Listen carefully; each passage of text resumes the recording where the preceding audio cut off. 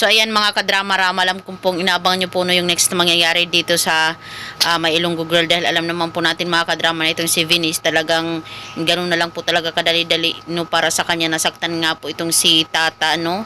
At alam naman po natin mga kadrama, hindi naman po talaga papayag itong si Sir Gov dahil malalaman din po niya talaga yung katotohanan about dito talaga kay Tata na nag-iisang anak nga po niya ito dito doon kay Carmen. At alam naman po natin mga kadrama na pag nakita po talaga ito ni Sir Gov na sinasaktan po talaga ni Venice itong si Tata, ay talaga naman na sasabihin niya na bitawan mong anak ko Venice, wala kang karapatan na saktan siya, 'di ba?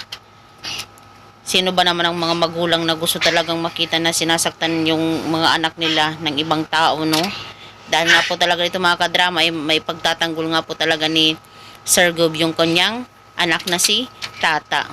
Dahil nga po talaga dito mga kadrama ay siguradong malulula nga po talaga itong si Venice sa sasabihin po talaga ni Sir Gov sa kanya. Hoping nga po talaga mga kadrama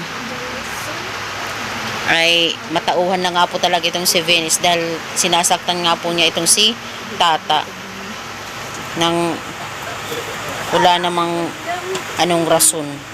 Parang ginagawa niyang alila itong si Tata at pinagsisilusan pa niya at talaga itong si Tata doon kay Francis.